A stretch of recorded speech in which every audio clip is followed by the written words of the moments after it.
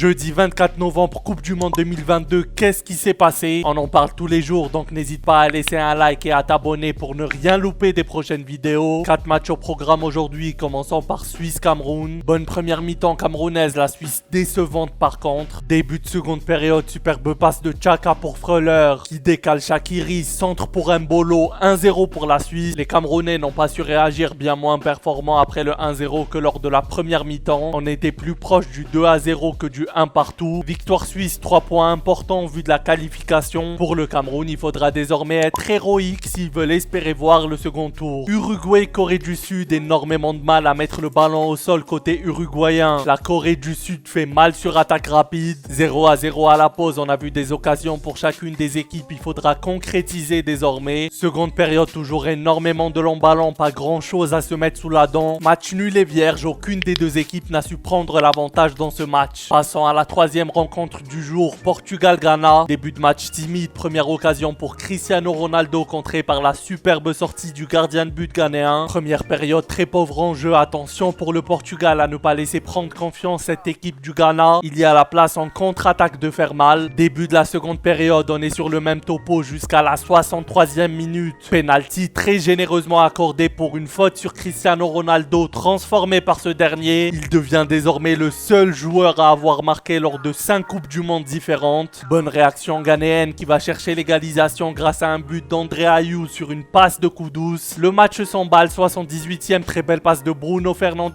pour João Félix qui redonne l'avantage au Portugal. 2 minutes plus tard, toujours Bruno Fernandes, cette fois-ci pour Leao, 3-1, les Portugais font le break. Boukari remet le Ghana à un but juste avant le temps additionnel. Et au bout de celui-ci, match surréaliste, Diogo Costa est à 2 doigts de la correctionnelle. Heureusement, plus de peur que de mal. Victoire pour le Portugal. Et comme dernier match, on a eu le droit à un Brésil-Serbie. Première mi-temps à domination brésilienne. Ils ont eu les occasions pour prendre l'avantage dans ce match. Mais face à une équipe serbe bien en place, ce n'est toujours pas le cas. 0-0 à la pause. Le Brésil rentre bien dans sa seconde période. Ils enchaînent les actions de but. Et ça paye vers l'heure de jeu. Frappe de Vinicius repoussée par le gardien serbe. Et Richarlison, aux abonnés absents jusqu'alors, qui surgit pour l'ouverture du score. Le plus dur est fait pour le Brésil. Le match s'ouvre évidemment et Richarlison inscrit son doublé. Et certainement l'un, si ce n'est le plus beau but de cette Coupe du Monde pour le moment. Superbe enchaînement. Le Brésil s'impose 2-0 pour son entame de compétition. Seul gros point négatif quand même, la sortie sur blessure de Neymar. On espère plus de peur que de mal pour le maestro brésilien.